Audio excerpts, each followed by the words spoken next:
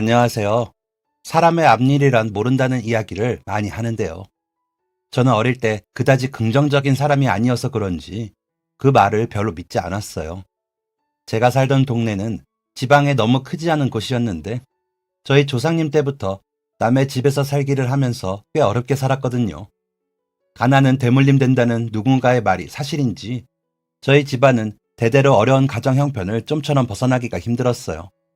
그러다 보니 저도 어릴 때부터 나에게는 이 삶이 전부이고 그냥 그렇게 입에 풀칠할 정도, 어디서도 밥 굶지 않을 정도로 살면 되겠다고 하는 생각으로 자라왔어요. 저희 부모님도 딱히 그런 거에 대해 뭐라고 하지 않으셨고요. 중학생쯤 부모님께서 돌아가시고 당장 생계를 유지해야 했던 저는 학교도 그만두었습니다. 그리고 초등학교만 졸업하고 중학교를 도중에 그만둔 채 시장 쌀가게에서 배달하는 일을 시작했어요. 근처 가까운 곳에는 배달을 해주고 사장님을 따라 도정한 쌀을 들여오는 날에는 트럭 가득 담겨있던 여러 포대의 쌀들을 끝도 없이 들고 날라야 했습니다. 솔직히 힘이 들기는 했지만 시장에서 일하는 대부분의 사람이 모두 힘을 쓰며 일을 하고 돈을 버는 분들이었기에 딱히 불만은 없었어요. 그냥 다들 이렇게 사나보다 하고 무던히 넘길 뿐이었죠. 그렇게 그냥 주어진 것에 만족하며 살던 저에게도 한 가지 계기가 생겼습니다. 그 일 이후 저는 뒤도 돌아보지 않고 동네를 떠나왔어요. 다짜고짜 제가 아는 가장 큰 도시로 올라왔는데 연고도 없고 배운 것도 없는 제가 당장 할 수 있는 일을 찾자니 막막하기만 했습니다. 하지만 어릴 때부터 힘쓰는 것만은 자신 있었기에 그때 마침 제가 묵던 여관방 근처 큰 도매상가 안 식당에서 사람을 구한다는 이야기를 들었습니다. 일자리를 알아보려고 신문지를 읽어보고 있는데 나이가 지긋한 할머니인 사장님께서 혹시 오늘 사람이 갑자기 안 나와서 그러는데 오늘만 대신 일을 조금 도와줄 수 없냐고 부탁하시더라고요. 오늘 일한 건 원래 급여보다 더 많이 주겠다고 하시면서요. 당연히 일자리를 찾고 있던 제 입장에서는 돈도 더 주신다고 하는데 마다할 이유가 없었어요. 그래서 얼른 하겠다고 대답해드리고 식사를 마무리하고 자리에서 일어났죠. 식당 안에서 음식을 배달하는 일은 생각보다 쉽지 않았습니다. 철가방 같은 것을 주셨는데 복잡하고 좁은 시장 안에서 따닥따닥 가게가 붙어있는 상점의 호수들을 알아보는 게 어렵더라고요. 몇 호에서 주문을 했는지 찾아가는 게 쉽지 않았지만 그래도 워낙 길눈이 밝은 덕인지 몇 번 다녀보니 금세 구조를 이해할 수 있었습니다. 워낙 큰 건물이다 보니 A동, B동, C동이 붙어 있는데 건물을 넘어가기 위해서는 또 어느 층의 복도를 통해야 했습니다. 특히나 물건이 들어오고 나가고 도매로 구입하기 위한 사람들이 몰려들 때는 그 틈을 비집고 배달하러 가는 게 정말 복잡하더라고요. 그때 처음 배달이라는 게 힘으로만 되는 일이 아니구나 라는 것을 느꼈습니다. 그날 하루 배달을 무사히 마무리하고 식당으로 돌아와 앉아있는데 사장님이 밥도 먹고 가라면서 식사를 차려주셨어요. 그리고 혹시 일할 곳을 찾고 있는 거라면 내일부터 가게에서 일해줄 수 없는지 물어보시더라고요. 저는 좋다고 대답하고 내일도 같은 시간에 나와 일하기로 했습니다. 사장님은 연세가 많으셔서 그런지 아니면 인상 때문인지 어릴 때 저를 키워주셨던 할머니를 생각나게 했어요. 사장님과 이야기를 나누고 차려주시는 밥을 먹으니 어릴 때 할머니와 함께했던 순간들이 떠오르고는 했습니다. 그날 이후 저는 거의 매일 식당에서 일을 했어요. 시장에 물건을 사러 오거나 놀러온 손님들 혹은 근처 사무실에서 일하는 분들은 식당의 테이블을 이용하기도 하고 저는 근처로 걸어서 배달하러 다녔습니다. 하루에 걷는 양이 얼마나 되는지 제대로 체크해보진 않았지만 몇 번이나 왔다 갔다 오르내리는 것을 생각해보면 최소 몇만 번은 되지 않을까 싶었죠. 초기에는 살이 쭉쭉 빠졌어요. 밥을 못 먹는 것도 아닌데 움직이는 양이 워낙 많아서 그런지 살이 계속 빠지더라고요. 그런데 거울을 보니 너무 마른 제 모습이 보기 좋지 않더라고요. 예전에는 그래도 근육도 좀 있고 해서 보기 좋았던 것 같은데 거울에는 삐쩍 마른 장작이 서 있는 듯 했습니다. 이대로는 안 되겠다 싶어서 운동할 때 먹는 쉐이크를 사 먹었어요. 의도치 않게 쉐이크를 먹으며 운동이 저절로 되어서 그런지 몸도 금세 좋아지기 시작했습니다. 그러다 보니 주변에서 그 식당 청년 참 잘생겼더라. 인물이 환하더라. 하는 이야기들도 자주 들을 수 있었어요. 그런 이야기를 전해주며 사장님은 굉장히 뿌듯해 하시면서 내가 사람 하나 잘 봤지 하면서 웃으시고는 했어요. 지방에서 올라와 혼자 여관방에 지낸다는 이야기를 들으시더니 사장님께서는 그러니까 그렇게 살이 쭉쭉 빠진 거라면서 젊을 때는 젊음으로 버텨낸다고 해도 나이 들면 고생한 거 금방 티난다며 집을 옮기라고 하셨어요. 사장님께서는 근처에 빌라 하나를 가지고 계셨는데 마침 거기 원룸짜리가 곧 빈다며 조금 오래되기는 해도 관리를 잘해 깔끔하고 물도 잘 나오고 난방도 잘 된다며 앞으로 거기서 지내라고 하셨습니다. 월세를 내겠다고 했지만 자기 가게에서 일하는 직원한테 무슨 월세까지 받냐고 하시는데 겨우겨우 설득해서 원래 월세의 3분의 1만 내기로 하고 몇 주 뒤 원룸으로 이사를 했습니다. 짐이라고는 가방 하나를 싸서 올라왔던 게 전부다 보니까 이사할 때도 짐 가방 하나만 덜렁 가지고 옮겼어요. 사장님이 보시더니 짐이 그게 전부냐면서 어떻게 이런 녀석이 다 있나 모르겠다고 어이가 없다는 듯 웃으셨어요. 한쪽에는 주방도 있고 중문을 열면 방이 나오는 분리형 원룸 구조였어요. 화장실도 내부에 있고 조금 연식이 있는 건물인 듯하였지만 도배도 장판도 전부 새 것이나 다름없이 엄청 깔끔했어요. 사장님 말씀대로 물도 잘 나오고 난방도 잘 되고 방에는 에어컨도 있었어요. 이 가격에 도시에서 이런 집을 살 수 있게 되다니 사장님 덕분이었습니다. 다만 짐이라고는 없다 보니 전에 살던 사람이 두고 간 매트리스만 덩그러니 방에 놓여있고 한쪽에는 제 짐가방만 놓여 있었어요. 그랬더니 사장님께서 다음날 이불과 전자레인지를 선물로 주시더라고요. 다른 건 몰라도 전자레인지 하나는 있어야 나중에 음식이라도 데워 먹지 않겠냐면서 이사 선물이라고 하셨어요. 사장님은 늘 저를 발견하신 게 식당을 위해서 정말 복받은 일이라고 하셨지만 오히려 제가 사장님을 만나게 되어 사람답게 살 수 있게 되어 다행이었어요. 그 후로 사장님은 혼자 살려면 밥도 해먹을 줄 알아야 한다면서 요리를 알려주기 시작했어요. 이걸로 나중에 식당 차려도 대박 날 거라고 농담하시면서 배달이 없을 때마다 주방에서 음식 만드는 것을 알려주곤 하셨습니다. 처음에는 제대로 된 음식을 만들어 본 적이 없어서 손도 느리고 쉽지 않았지만 무엇이든 시키는 일은 빨리 배우는 성향이라 레시피도 금방 외우고 사장님 손을 따라갈 수 있었죠. 제법 손맛이 있구나. 제가 처음으로 혼자서 만든 제육볶음을 먹어보더니 사장님께서 빙그레 웃으시면서 이야기하셨어요.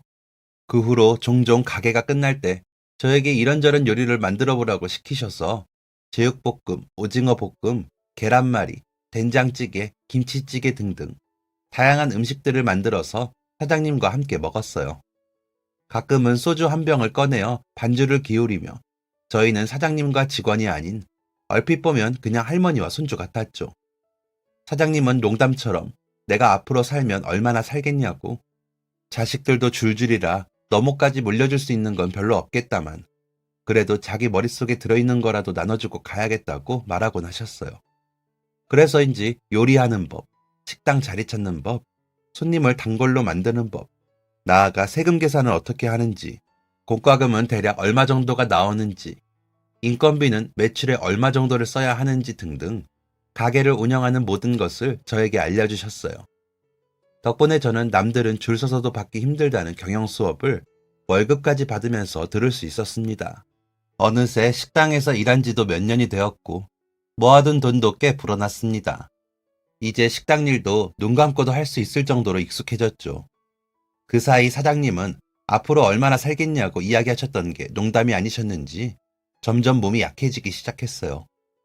반나절을 무릎이 아파 제대로 움직이지 못하셔서 제가 주방과 홀, 배달을 뛰어다니기도 하고 건강이 좋지 않아 아예 하루 문을 열지 않은 적도 있었습니다.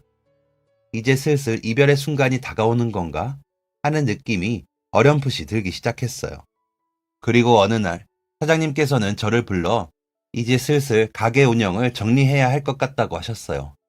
몸이 좋지 않아져서 자기가 더 이상 운영을 할 수 없을 듯 하다며 마음 같아서는 저에게 다 물려주고 싶지만 자식들 성화에 가게를 팔아 돈을 나눠주기로 했기에 차마 저에게 그렇게 비싼 돈을 받고 팔 수는 없다고요.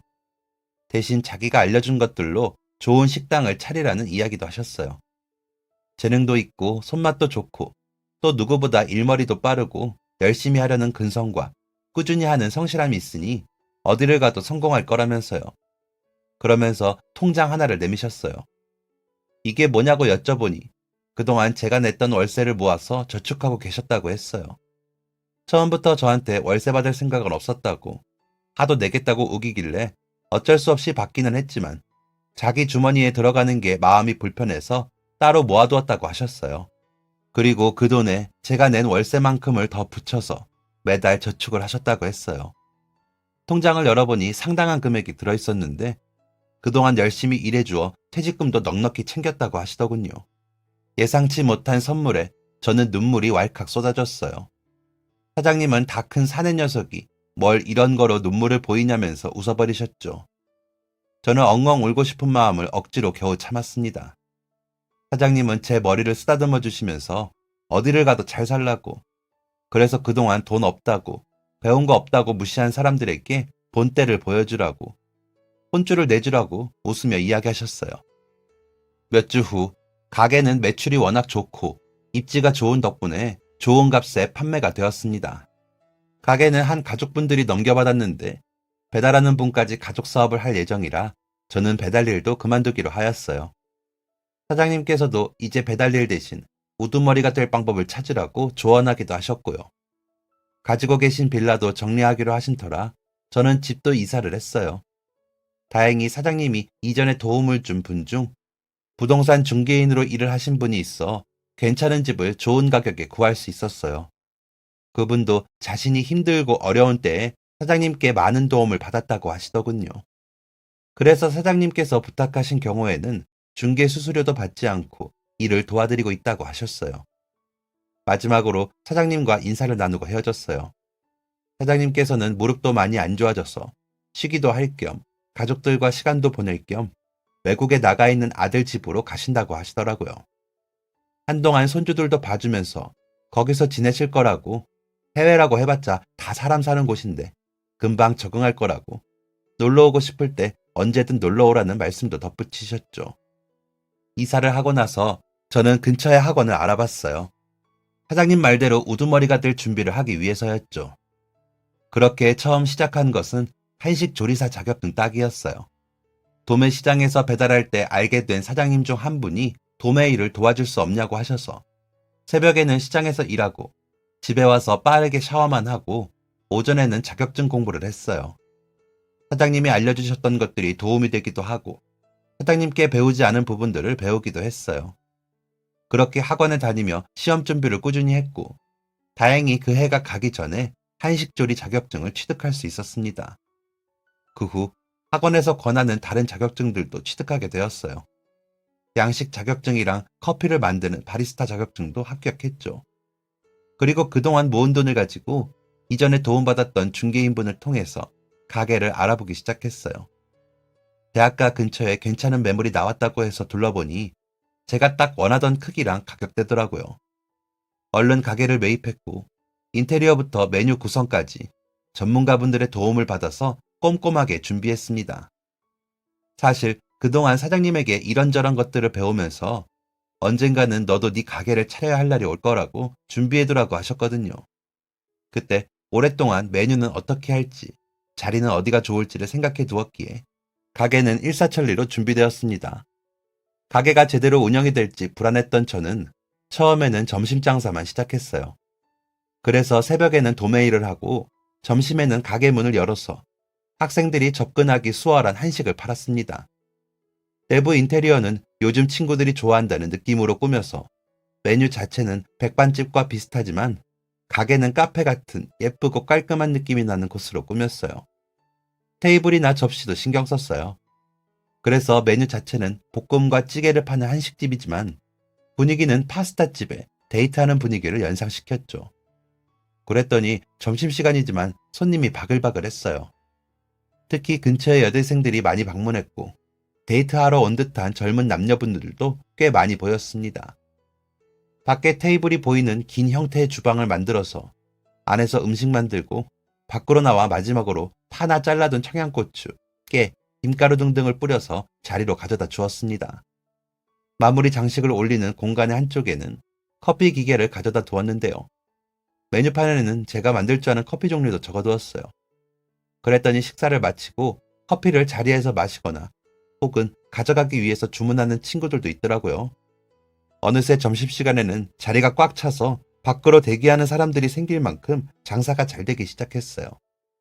더 이상 저 혼자 운영하기에는 무리가 있다 싶어서 앞쪽에서 홀을 담당해줄 직원을 구하게 되었죠. 점심시간에 점점 더 사람이 많아지기 시작하면서 다들 왜 점심에만 장사하는지, 저녁에는 왜 안 하시는지 아쉬워하시더라고요. 그래서 도매일을 쉬는 날에는 저녁 장사를 시작하기로 했습니다. 오픈한 지 석 달이 지나자 가게 매출은 제가 생각한 수입보다 훨씬 많아졌어요. 물론 제가 처음에는 점심에만 장사를 시작했기에 예상 매출을 적게 잡은 것도 있었지만요. 장사는 날이 갈수록 잘 되었어요. 주변에 입소문이 나기 시작하자 다들 점심에 줄 서서라도 먹거나 저녁 장사하는 시간을 미리 알아가서 오픈 전부터 기다리기도 했어요. 그야말로 대박이었습니다. 몰랐는데 알고 보니 주변에서 가게가 음식도 맛이 훌륭하고 분위기도 백반집이라고 상상이 안 되게 너무 예쁘다면서 인터넷에도 글이 올라오고는 했다고 하더라고요. 게다가 이곳 사장님이랑 직원분들이 정말 잘생겼다고 더욱 입소문을 탔다고 했어요. 여대생들 사이에서는 저희 가게 사장님과 직원들을 구경하러 온다는 이야기가 있을 정도라고 하더라고요. 그동안 열심히 운동하면서 몸 관리하고 머리 스타일도 늘 깔끔하게 유지한 덕분이구나 싶었어요. 일하는 친구들도 제가 도매일하면서 알게 된 쇼핑몰 관계자나 모델 쪽 일을 꿈꾸던 친구들이다 보니 그 효과를 톡톡히 보는 듯 했죠. 일부러 주변에 여학생들이 많아 매장 분위기도 예쁘게 만들었던 것인데 그동안 제가 예상했던 사업 방향이 좋은 결과를 내게 된 것 같아 뿌듯했어요. 사장님도 이 소식을 들으시더니 함께 기뻐해 주셨습니다. 장사가 너무 잘 되다 보니 이제는 완전히 가게에만 집중을 해야 할 듯 했어요. 벌써 1년 가까이 도매일과 식당을 병행하다 보니 저 역시도 무리라는 생각이 들기 시작했고요. 그래서 도매일을 그만두고 본격적으로 매일 저녁 장사를 시작했어요. 그리고 저녁에는 술을 판매하고 싶다는 생각이 들어 주류를 배울 수 있는 자격증 학원에 다니기 시작했죠. 얼마 후 자격증을 취득하고 본격적으로 매장에는 제가 생각했던 칵테일과 하이볼을 판매하기 시작했어요. 예쁘고 단가가 맞는 컵을 알아보기 위해 시장과 인터넷을 엄청나게 뒤졌습니다. 본격적으로 저녁 장사를 시작하면서 술까지 판매하니 손님들은 더 많이 몰려 어느새 가게 앞쪽에는 종이를 걸어두고 예약자 이름을 적어 대기번호를 불러주게 되었습니다. 대기 시간은 길면 1시간이 넘어서는데도 사람들은 줄 서서 기다려 주었죠. 몇 달 뒤 바로 옆쪽에 더 넓은 공간이 나오게 되어서 가게를 옮겼어요. 이전 매장보다 2배는 더 넓어졌는데 덕분에 손님도 더 많이 받을 수 있었죠. 가게가 2배 더 넓어졌는데도 금요일 저녁과 주말에는 여전히 가게 앞으로 줄을 섰습니다. 기다리는 분들이 너무 많다 보니 몇몇 메뉴들은 포장 서비스를 시작하기로 했어요. 술도 포장으로 구입할 수 있도록 했고 칵테일 같은 종류는 색상이 너무 예쁘다 보니 포장으로 사가는 분들도 만족해 하시더라고요. 그리고 3년 차에 들어서자 저는 어느새 웬만한 대기업 직장인 연봉을 2배는 뛰어넘는 사람이 되었어요. 가게는 다른 동네에 2호점과 3호점을 차렸고 새로운 지점을 열 때마다 동네에서 대박을 터뜨렸습니다. 어느새 저는 수입이 짱짱한 가게를 3개나 운영하는 사장님이 되었어요. 돈을 벌었지만 쓸 줄은 모르는 사람인데다가 일하느라 돈 쓸 틈도 별로 없다 보니 집도 여전히 그냥 원룸에 살고 있고 차도 가게에 필요한 물품을 사기 위한 작은 다마스를 타고 다녔어요. 제 또래의 다른 친구들에 비해 몇 배나 많은 수입을 벌게 되었지만 행복한지는 확실하지 않았어요. 그러던 어느 날 저에게 좋은 매물을 소개해주던 부동산 중개인 친구가 아이를 낳게 되어 선물을 사주기 위해 근처의 장난감 가게로 향했어요. 다른 상점들도 있는 복합 쇼핑몰이라서 오랜만에 이런저런 구경을 하다가 장난감 가게 안으로 들어갔죠. 한참 구경하고 있는데 갑자기 옆 코너에서 아이 우는 소리가 들렸어요. 아이들이 장난감 가게에 오면 구경하다가 사달라고 조르느라 우는 일이 많다고는 들었는데 그런 건가 보다 하고 제가 살 물건들을 보고 있었죠. 장난감 사준다고 했잖아. 엄마가 약속했잖아. 나 1등 하면 사주기로 했잖아. 엄마는 맨날 나한테 약속 안 지키면 나쁜 어린이라고 하면서 왜 엄마는 약속 안 지켜? 약속 안 지키면 나쁜 사람이라며. 엄마가 약속했으면서 왜 안 지켜 왜? 나 1등 했는데 장난감 가지고 싶어서 1등 한 건데. 아이는 매우 서럽고 억울한 듯이 울부짖듯이 소리치고 있었어요. 장난감을 가지고 싶어서 1등까지 했다는데 저 엄마는 왜 아이한테 약속까지 해주고는 사주지 않을까 궁금증이 생기기 시작했죠. 공부든 뭐든 시키려고 아이에게 약속을 걸었던 건데 진짜 1등을 할 줄 몰라서 막상 사주려고 하니 장난감은 공부에 방해가 되니 안 된다고 생각한 걸까? 이런저런 호기심들이 생겨 어떤 상황인지 더 듣고 싶어 그 자리에 서서 귀를 쫑긋 기울였어요. 미안해, 엄마가 미안해. 그런데 이건 2만 원이나 하잖아. 엄마가 지금은 돈이 없어. 그래서 그래. 대신 앞쪽에 5천 원짜리 장난감들이랑 인형 있던데 그건 사줄 수 있어. 이건 엄마가 나중에 돈 벌고 나면 그때 사줄게. 응? 보니까 막 불 나오는 부채도 있던데 우리 그거 보러 갈까? 싫어, 싫어. 난 이거 가지고 싶다고. 아, 돈이 없어서였구나. 저는 그제야 아이가 1등까지 했는데 장난감 가게까지 온 엄마가 왜 아이에게 장난감을 사주지 못한다고 했는지 알게 되었어요. 2만 원. 누군가에게는 치킨과 맥주 한 번 사 먹을 수 있는 돈인데 저희 가게 메뉴도 하나에 2만 원이 넘는 것들도 있는데 누군가에게는 한 끼 식사로 쓸 수 있는 그 돈이 없어서 아이가 1등을 했는데도 장난감도 사주지 못하다니. 갑자기 예전 돈이 없어 힘들었던 제 모습들이 떠오르면서 가슴이 찌릿해졌어요. 저는 친구가 아이를 낳았다고 선물로 7만 원짜리 부드러운 인형을 손에 들고 있는데 저 아이는 자신이 노력하고 성공했는데 2만 원의 보상도 받지 못하는구나. 마음이 아프더라고요. 오지랖일 수도 있지만 나라도 사주면 어떨까 싶어서 저는 이야기들을 듣기만 하다가 용기를 내어 옆 칸으로 성큼 발걸음을 옮겼어요. 그러자 인기척 때문인지 고개를 들어 아이 어머니가 저를 쳐다보는데 세상에, 세상에 그 사람이었습니다. 너무나 제가 잘 아는 그 얼굴이었어요. 그때보다 훨씬 수척하고 지친 표정에 머리도 옷차림도 엉망이긴 했지만 그 사람이었어요. 그 사람 역시 저를 보더니 제가 기억이 났는지 다급하게 앞이 다 낡은 신발을 쳐다보면서 보풀이 잔뜩 일어나고 얼룩이 묻은 옷을 자꾸만 매만지더라고요. 아무렇게나 질끈 묶은 머리를 애써 손으로 빗어 넘기면서 어쩔 줄 몰라 했어요. 반갑다기보다 이런 자기 모습이 부끄러운 듯 했죠. 눈가에 고인 눈물도 그런 의미인 듯 했어요. 부모님이 돌아가신 후 쌀가게에서 일을 시작하면서 근처로 배달하러 다녔을 때 배달하는 곳 중 우리 동네에서는 꽤 잘 사는 한 집이 있었어요. 이전에는 조상님이 무슨 관직에도 계셨었다고 하는데 한번 집안이 기울기는 했지만 양반집이라면서 꽤 콧대가 높은 분들이었죠. 그때 당시에 저는 돈과 명예에 크게 관심이 없었기에 그냥 이런 집도 있구나, 이런 사람들도 있구나 하고 넘어갔어요. 일을 시작한 지 얼마 되지 않았을 때는 항상 쌀가게 아저씨들이랑 같이 마당을 지나서 뒤쪽에 창고까지 쌀을 가지고 들어갔어요. 가끔은 집주인인지 중년의 아저씨가 거만하게 마루에 서서 저희를 내려다보곤 했는데 단 한 번도 인사를 나눈 적이 없었죠. 마치 저희는 그저 쌀을 가져다주는 사람도 아닌 존재들인 양 대했어요. 저희가 안녕하세요 하고 인사를 해도 힐끗 쳐다보는 법도 없었죠. 그렇게 한 달에 한 번 정도 배달을 했었는데 몇 달 뒤부터 창고에 가는 길 창문으로 빼꼼하게 눈을 대고 쳐다보는 시선이 느껴졌어요. 제가 창문을 쳐다보면 후다닥 사라지고는 했죠. 그 눈은 제가 보지 않을 때 저를 훔쳐보고는 했는데 어느 날은 창고로 가는 길 뒤통수에서 그 눈길이 느껴지더라고요. 돌아보니 한 여자아이가 순식간에 기둥 뒤로 사라졌어요. 처음에는 뭐지? 쟤는 왜 맨날 나를 저렇게 쳐다보지? 하며 살짝 기분 나쁜 티를 내며 무시했죠. 일이 익숙해진 후에는 그 집에도 저 혼자 배달을 갔어요. 어느 날에는 창고 옆에 웬 치맛자락이 보이더라고요. 또 개인가 보다 하고 무시하고 지나가려는데 안녕 하고 수줍게 인사하는 목소리가 들렸어요. 그래서 돌아보니 하얀 얼굴에 기름이라도 발랐는지 윤기 나는 긴 머리를 귀 뒤로 넘긴 한 여자아이가 부끄러운지 온몸을 베베꼬면서 인사를 하더라고요. 처음이었어요. 여자아이를 보고 심장이 두근거린 건 말이죠. 마치 잘 만들어진 도자기라도 보는 듯. 그런 기분이었어요. 1년 전부터 저는 쌀가게에서 일을 시작했는데 2만 원짜리 장난감을 사주지 못하고 1등을 했는데 시냇가의 반들반들한 돌멩이를 보는 듯 했어요.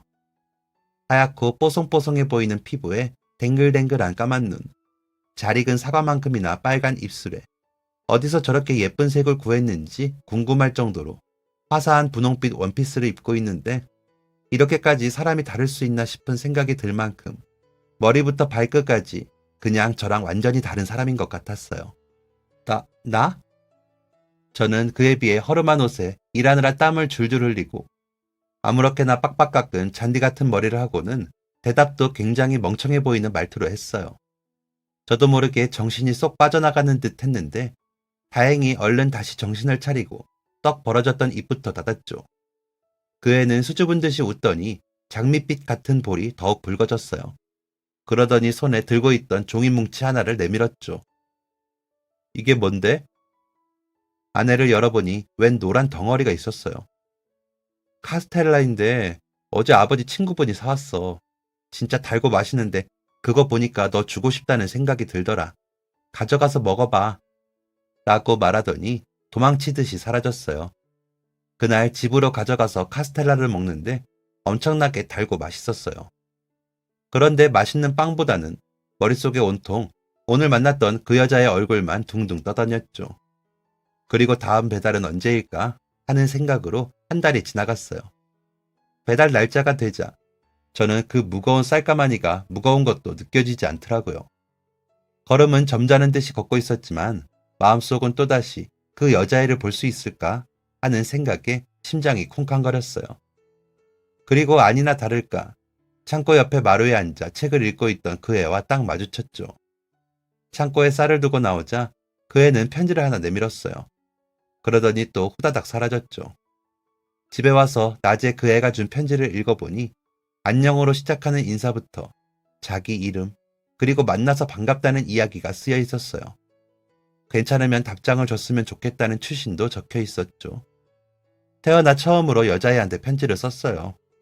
학교 다닐 때 쓰던 노트랑 연필을 급하게 찾아서 답장을 썼죠. 어떻게 쓰는 건지도 잘 몰라 그냥 그 여자애의 편지에 쓰여 있는 내용들을 제 이름으로만 바꿔서 비슷하게 적었어요. 그리고 다음 배달 때 저 역시 쑥스러운 듯 그 친구에게 편지를 주고는 후다닥 집을 빠져나왔죠. 그 후로 저희만의 비밀이 생겼어요. 배달을 갈 때마다 서로 편지를 주고받았었거든요. 요즘은 어떻게 지냈는지, 좋아하는 반찬은 무엇이고, 읽고 있는 책은 무슨 내용인지 시시콜콜한 이야기들이었지만 저희에게는 설레고 두근거리는 이야기들이었어요. 글자라고는 주문서 읽는 게 전부였던 저였는데 처음으로 글이라는 게 이렇게 재밌는 거구나 깨닫게 되었죠. 그 애는 가끔 저에게 떡이나 빵, 초콜릿, 과자 등을 주기도 하고 자기가 읽었던 책 중 재밌던 것들을 함께 주기도 했어요.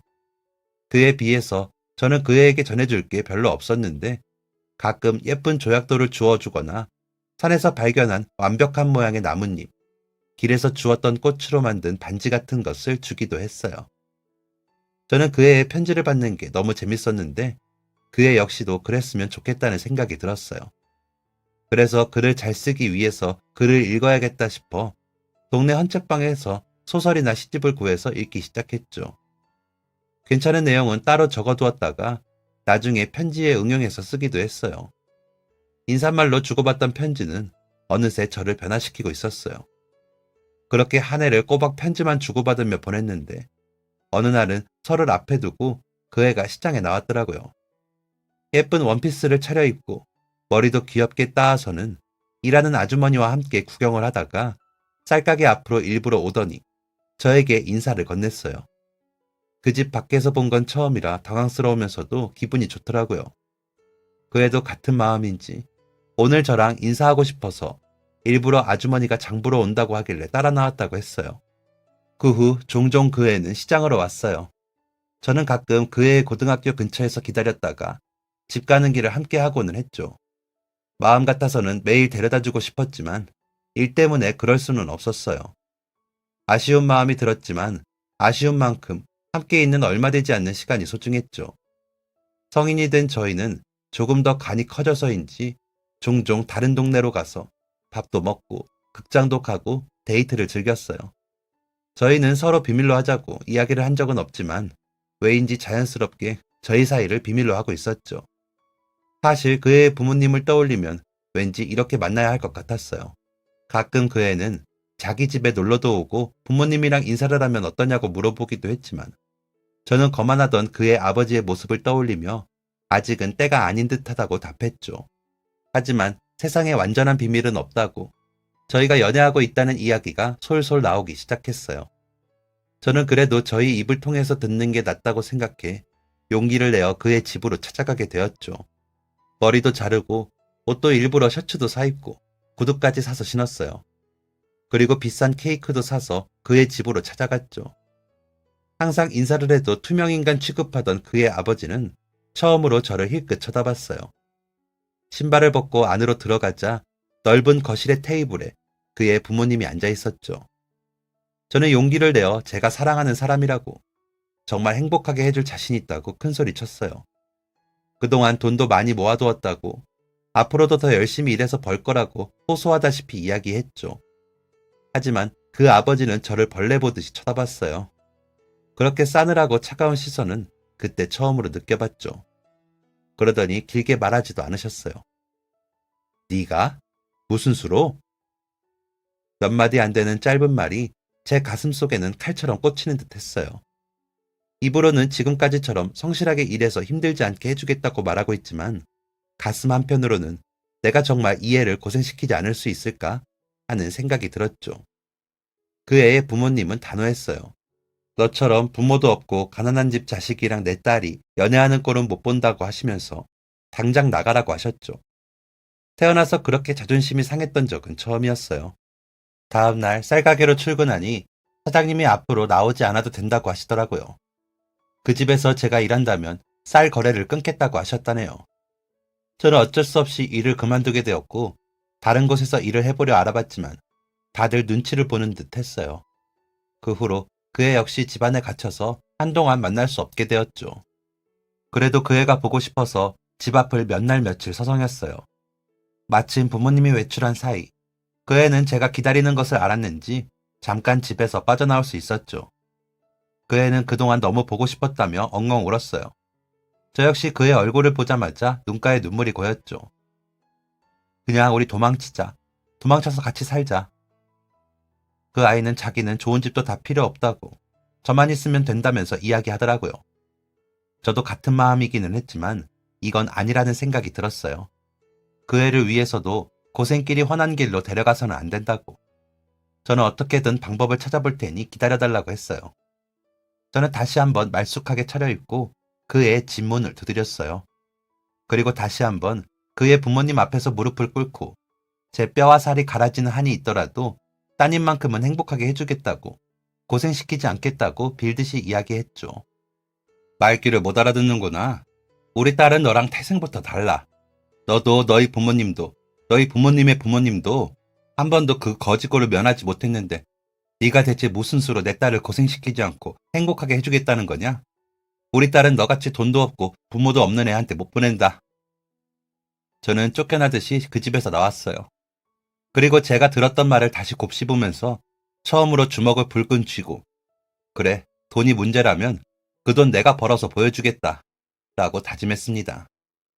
그리고 도시에 가서 성공하겠다고 돈 많이 벌어서 너한테 청혼하러 오겠다고 편지를 남기고 저는 동네를 떠났어요. 제 마음부터 다잡기 위해서 자진해서 군입대 했고 복무하는 동안 어떻게든 성공해서 결혼하겠다는 제 마음을 다시 다잡고 또 다잡았어요. 내가 이렇게 힘든 훈련도 했는데 어디를 가서 무엇이든 못하겠냐는 생각이 들었고 저녁 후 그 식당에서 일하게 되었죠. 하루빨리 자리 잡아 청혼하고 싶다는 생각으로만 달려왔는데 제 식당을 차리기 전 그 애가 결혼했다는 소식을 들었죠. 다른 지역에서 공장을 크게 운영하는 집안이라는데 그의 부모님이 거래하는 곳이 있다고 하더라고요. 아마도 그의 부모님은 예전부터 그 집과 결혼시키려고 마음을 먹고 있었던 것 같아요.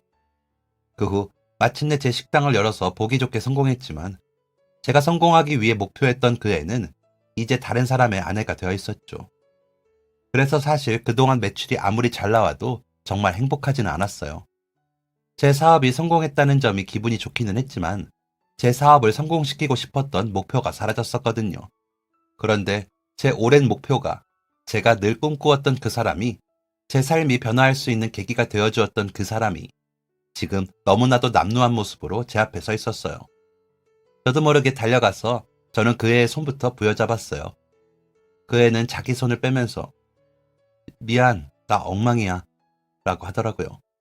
그제야 저는 그 애 옆에 있는 아이가 눈에 들어오며 내가 다른 사람과 결혼한 여자한테 무슨 짓을 한 거지 하고 정신이 차려지더라고요. 그래도 이렇게 만났는데 커피 한 잔이라도 하고 헤어지자고 설득해서 겨우 아이와 함께 근처 카페에 들어왔어요.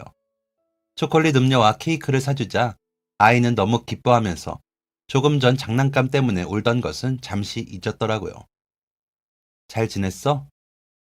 한눈에 봐도 잘 지내지 못한 듯 했지만 물어보았어요. 그 애는 커피잔만 보면서 멋쩍은 미소를 지더니 대답을 망설였죠. 결혼했다는 이야기 들었어. 아직 고향에 사는 줄 알았는데 이사 온 거야? 남편은? 남편 이야기에 다시 고개를 떨구더니 말을 아끼더라고요. 그러자 옆에서 딸아이가 아빠는 집 나갔어요. 저도 엄마도 싫다고. 다른 여자랑 같이 집 나갔는데 다시는 안 온다고 했어요. 라고 말하더라고요. 저는 깜짝 놀라 그 애를 쳐다봤죠. 그 애는 곤란한 듯이 웃더니 자기 이야기를 시작했어요. 제가 고향을 떠나고 나서 저를 따라오려고 했는데 군에 입대했다는 소식을 들었다고 해요. 그럼 자기도 그동안 집에서 독립할 준비를 해야겠다 싶어서 다른 동네 빵집에서 일하면서 돈을 모으고 있었다고 하더라고요. 그러다가 몰래 일하던 게 걸려서 집에 끌려오고 아버지는 더 이상 두면 안 되겠다고 생각했는지 어릴 때부터 결혼 이야기가 오가던 공장 사장님의 아들과 본격적으로 결혼 준비를 시작했다고 했어요. 사실 그 집 아들이 어릴 때부터 오랫동안 자기를 좋아한다고 쫓아다녔었는데 성격도 취향도 모두 자신과 맞지 않아 싫다고 몇 번이나 거절했었다고 하더라고요.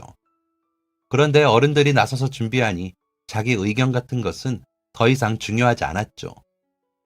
어떻게든 결혼은 피해야겠다 싶어서 집도 나가려고 했는데 어머니가 간곡히 부탁을 하셨다고 해요.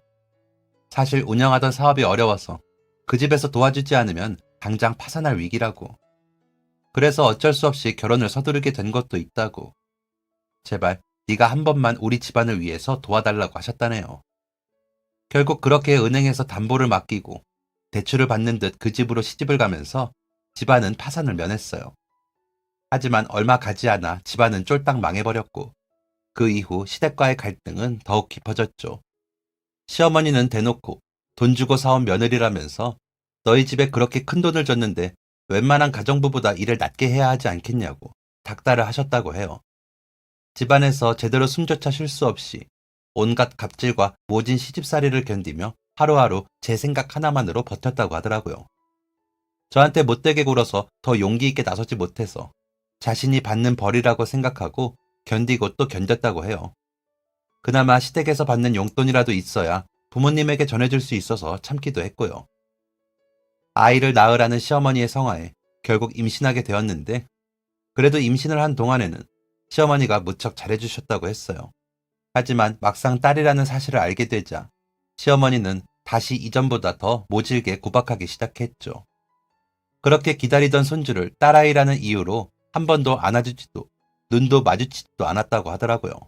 모진 시집살이를 그래도 아이는 예뻐서 애써 참고 있었는데 남편은 들었던 것과 달리 술과 유흥을 좋아하는 사람이었어요. 결혼하고 얼마 동안은 참 성실해 보였는데 아이가 생겼을 때쯤부터 밖으로 돌기 시작하더니 출산 후에는 집에 들어오지 않는 날도 많았다고 하더군요.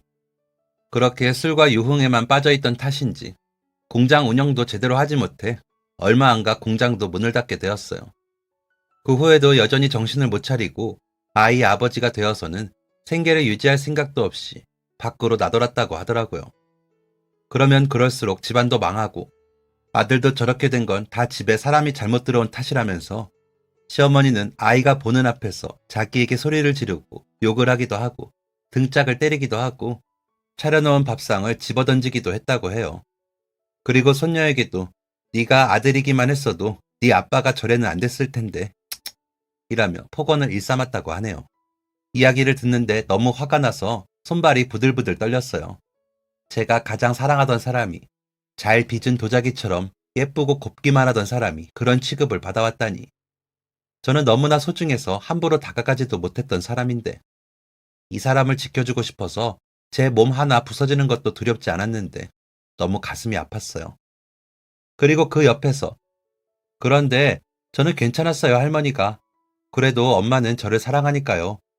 라며 무표정한 얼굴로 답하는 아이의 얼굴을 보니 그동안 두 사람이 얼마나 고생했는지 느껴지더라고요. 결국 남편은 주점에서 일하던 여자와 집안의 귀금속까지 다 털어서 도망쳤고 시어머니는 그 역시 두 사람의 탓이라며 비난했다고 하더라고요. 네가 잘했으면 이런 일도 없었다고. 이래서 집안에 사람이 잘 들어와야 한다고. 그래도 나이 든 시어머니를 혼자 두기 뭐해. 남편이 집을 나간 후에도 계속해서 그 집에 살며 어머니를 모셨는데 어느 날 아이가 엄마, 내가 태어나서 미안해 라고 이야기하는 것을 듣고는 더 이상 그 집에 있으면 안 되겠다 결심이 들었다고 해요. 그래서 그날로 바로 집을 나왔고 대도시에 가야 일자리도 있겠지 싶어 무작정 상경을 했다고 하더라고요. 금세 마트에서 일을 구할 수 있었지만 도시에서 사는 것은 생각보다 쉽지 않았고 어떻게든 아이 밥은 굶기기 싫어서 악착같이 버텼다고 하네요. 딸아이가 똘똘해서 어릴 때부터 글자도 빨리 떼고 말도 빨랐는데 이번에 학교에서 열린 경시대회에서 1등을 했다고 하더라고요. 1등하면 장난감 하나를 사주겠다고 약속했는데 얼마 전 부모님이 집안에 돈 좀 보내달라고 연락해 보내드리는 바람에 약속했던 장난감을 사줄 돈이 부족했던 거고요. 왜 그 애가 이혼했다는 이야기에 다행이라는 생각이 들었는지 모르겠어요. 그 애가 불행하게 지내온 소식이 너무나도 가슴이 아팠지만 그렇게 힘들었던 순간이 지나고 우리가 다시 만나게 된 것은 결국 그 애와 제가 함께해야 해피엔딩이라는 운명이 아닐까 싶은 생각이 들더라고요. 저는 커피랑 케이크를 다 먹고 아이에게 장난감을 제가 대신 사주겠다고 했어요. 그 애는 됐다고 거절했지만 열심히 해서 1등까지 했는데 어떻게 그 노력을 보상해주지 않을 수 있냐고 당연히 받아야 한다고 말했죠. 정 미안하면 나중에 밥이라도 한 끼 사라고 일부러 무심한 듯 말했어요. 아이는 원하던 장난감을 받고는 뛸 듯이 기뻐하면서 몇 번이나 저에게 고개 숙여 감사하다고 인사하더라고요. 저희는 연락처를 교환하고 나중에 한번 보자는 이야기를 하고는 헤어졌어요. 그날 저녁부터 다음 날이 될 때까지 마치 처음에 그 애를 만났을 때처럼 그의 얼굴이 동동 종일 제 머릿속을 떠다녔어요. 첫사랑이라는 게 이런 거구나 싶더라고요. 다시 만나기만 해도 설레고 그 애랑 또 볼 수 있을까 하는 생각뿐이었어요. 그래서 결국 제가 먼저 용기를 내어 식당에 밥 한번 먹으러 오라고 연락했습니다. 부담스러워하는 듯하는 그의 답에 저희 신메뉴 개발 중인데 도움이 필요하다고 꼭 와주면 좋겠다고 부탁했어요.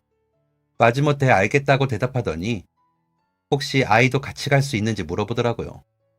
당연하다고 이야기하고 저는 급하게 상점에 가서 아이들이 쓰는 수저와 그릇을 구입했어요. 그동안 저희 가게는 술을 파는 곳이라서 어린애들이 온 적이 없었거든요. 아직 9살이라는 아이를 위해 밥 먹을 때 쓰라고 작은 앞치마도 준비하고 운동한다는 이야기를 들어서 쿠션이 좋다는 어린이 운동화도 구입했어요. 그리고 쇼핑을 하다 보니 여성 화장품이랑 옷이 눈에 들어와서 샀는데 제가 또 오바를 했는지 어느새 두 사람 줄 선물만 가득하게 되었더라고요. 그동안 저를 위해서는 쇼핑도 제대로 하지 않았었는데 이런 제 모습이 스스로도 신기했어요. 식당에 온 두 사람은 가게가 예쁘다면서 너무 좋아하더라고요. 새로운 지점 준비 중이라 아직 오픈 전이었기에 두 사람만을 위해서 요리를 준비했어요. 그 애는 제 음식을 먹어보더니 예전에는 요리라고는 하는 것을 본 적이 없어서 이렇게 음식 솜씨가 좋은지 몰랐다며 환하게 웃어주었어요. 그의 웃는 모습을 다시 볼 수 있다니 저에게는 꿈만 같은 시간이었죠. 저희 세 사람은 맛있는 것도 잔뜩 먹고 이야기도 나누면서 시간을 보냈어요. 설거지는 자기가 하겠다고 나서는 그 애랑 둘이서 서로 하겠다며 옥신각신하면서 알콩달콩 싱크대부터 설거지도 하고 아이랑 같이 나가 아이스크림을 사 먹으면서 산책도 했죠. 내가 지금 꿈을 꾸고 있는 게 아닌가 몇 번이나 볼을 꼬집어 봤어요. 비록 제 딸은 아니었지만 그 애와 아이와 함께하고 있으니 마치 오래전 제가 꿈꾸던 가족이 된 것만 같았죠. 그 후로 저는 종종 시간을 내서 두 사람과 시간을 보냈어요. 딸아이도 저한테 금세 정을 붙여서 아저씨 만나러 또 언제 가냐고 물어본다고 하더라고요. 그 애는 항상 받기만 하는 게 미안하다고 뭐라도 도움되고 싶다면서 가끔 가게 오픈하기 전이나 영업이 끝난 후에 청소나 설거지를 도와주기도 했어요. 그렇게 어느새 저희가 다시 만난 지도 2년째예요. 저희 세 사람은 지나가는 사람들의 모두 가족으로 오해할 만큼 어느새 친해졌는데요. 아이와도 정이 많이 들어서 이제는 진짜 제 딸처럼 느껴져요. 종종 도시락 싸서 소풍도 가고 엄마가 바쁘다고 하면 대회에 응원도 하러 가고 하거든요. 그 애와 저는 아직은 서로 친구 사이라고 웃어넘기지만 저랑 같은 마음이라는 게 느껴져요. 그래서 조만간 용기 내어 프로포즈할 예정인데 잘 되겠죠? 첫사랑이었던 저희는 너무 힘들게 다시 만났을지 모르지만 그래도 그동안의 과정이 있었기 때문에 그때보다 더 성숙한 어른이 되지 않았나 하는 생각을 해요. 그래서 오히려 그때보다 지금의 우리가 더 잘 살 수 있지 않을까 하는 생각도 들고요. 누군가는 남의 자식 키우는 게 쉽지 않을 거라는 이야기도 하지만 왠지 저는 잘할 수 있을 거라는 생각이 들어요. 무엇이든 안 되는 것은 없다고 생각하고 노력하는 사람인 만큼 앞으로도 저희 세 사람의 행복을 위해서 더 열심히 노력할 건데요. 이제 곧 한 가족이 될지 모르는 저희 세 사람을 위해서 많은 응원 부탁드립니다. 지금까지 사연 들어주셔서 감사합니다. 사연이 재밌으셨다면 구독과 좋아요를 눌러주세요. 감사합니다. 안녕히 계세요.